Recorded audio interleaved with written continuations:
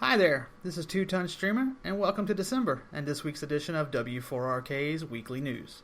For those of you who made it through the Black Friday madness unscathed, we salute you and thank you for the awesome footage. Your news starts now.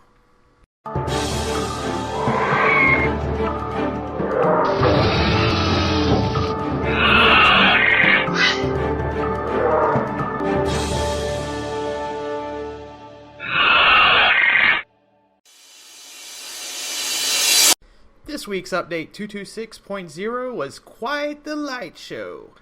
This update brought us a brand new set of armor, the ghillie suit, making it impossible for me to make fun of my neighbor for hitting up Walmart on Black Friday. We finally also got the Oviraptor, although I was a bit disappointed that it failed to collect my own dino eggs. We already had a dino aphrodisiac in the form of server settings.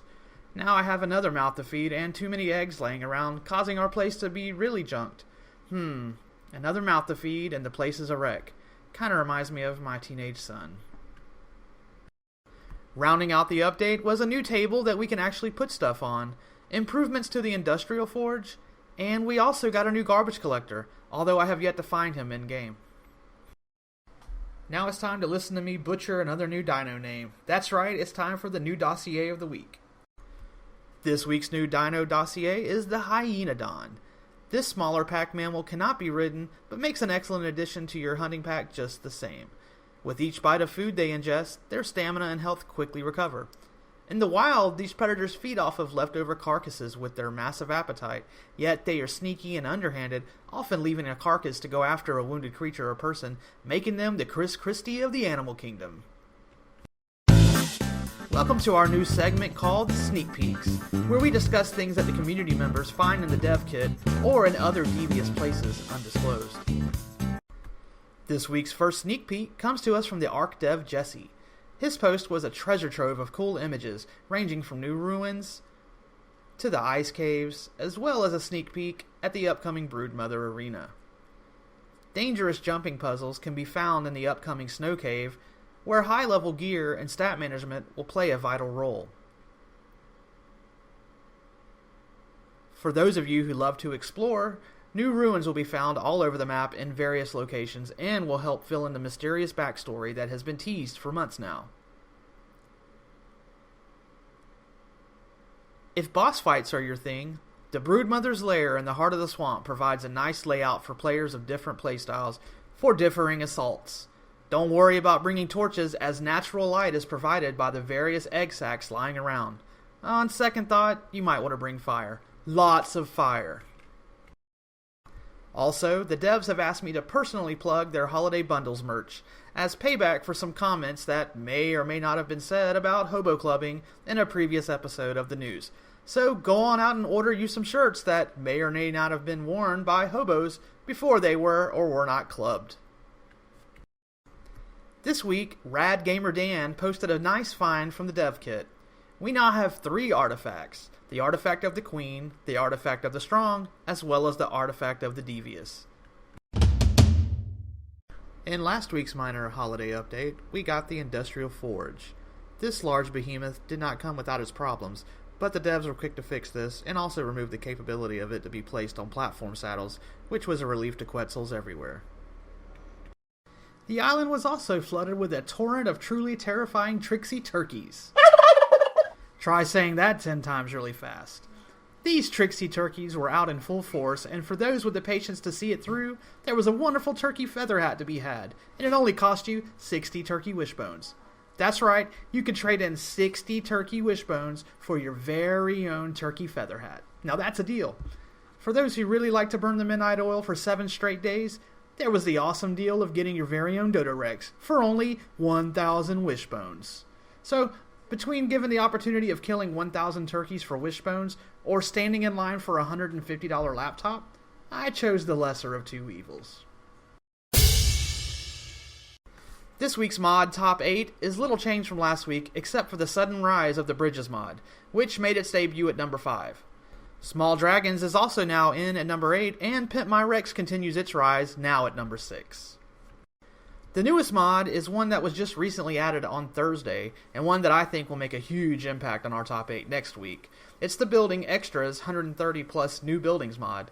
This mod promises to not only add a Minecraft buildable option, square snappable building materials, but it also promises to furnish every room in your new place. We will definitely be adding this new mod to our servers this week, so stay tuned for more on that later. In Valhalla news, their latest update was added Thursday night, and it brought a new underwater cave located on the small island in the center of the map, as well as ice flows with penguins, and finally the anglerfish. Going skinny dipping should really be interesting now. Now it's time for us to derail this news episode, bringing it to a dead stop, and dive into something that has absolutely nothing to do with Ark or even dinosaurs. As we get closer to the release of Star Wars, all sorts of news is coming out, and interviews are enlightening situations, both known and unknown. This week, George Lucas brought up the heated topic of who shot first once again, this time offering his belated reasoning on why he believes Han should not have shot first. According to the great revisionist, George states that in his mind, Han Solo is John Wayne, and so he asked himself, is John Wayne a cold-blooded killer? And his answer was no. John Wayne would have allowed the bad guy to take the first shot. First off, this idea does not hold water, because the circumstance was not Han walking into a saloon and just pulling a gun on someone and killing them. This was an alien pulling a gun on Han, shoving it into his side, and walking him to have a seat. Already, this puts Han in the disadvantage. Then Greedo even says that he has waited a long time for this, basically monologuing his intent. And lastly, let's talk about proximity. You would have to be 3 chromosomes short to allow anyone with that kind of close distance to have the first crack.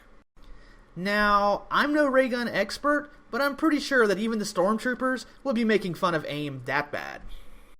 Sorry, George, but allowing Han to shoot first was excellent storytelling and provided a deeper story arc for the rogue, rough around the edges badass scoundrel who comes through at the end and saves the day. Leave shit alone already. Now it's that time of the show where we look at our community and reflect on just how everything is going. That's right, guys, it's time for Tears of Our Peers. The holidays are known as a time for giving and for humanity to come together in a special way. For example, this first post titled, Devs Have Their Head Up Turkeys, shows how caring the community can be and what wonderful and helpful advice the forums can bring. Apparently, this poster was a little stuffed about the idea of godlike turkeys and how the devs needed to stop putting OP monsters into the game that are apparently killing off all of his OP tames. I, for one, do not agree that the turkeys were too OP, but the grind involved was my biggest turnoff. This next post is entitled WWWTTTFFF and gets this week's award for Best Troll Post. Best Troll Post. Forum member Streetwalking Jesus was livid after while crafting a vault, he turned off the fabricator to conserve gas before the vault was actually completed.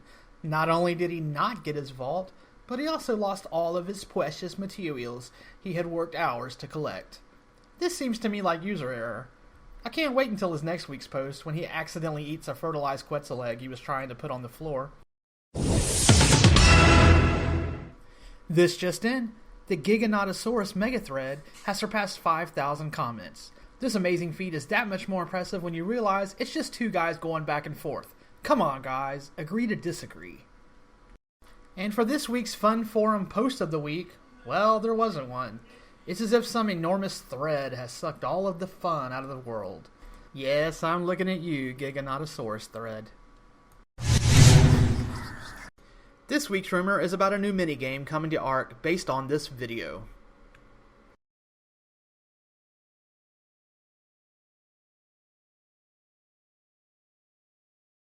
That's right, you too will soon be able to drive the Doom Buggy around Ark and see how many Megaloceros you can flip through the air.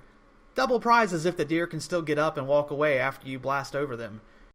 That's it for this week's edition of the W4RK News. If you'll excuse me, I have some deer to flip. So long and happy trails.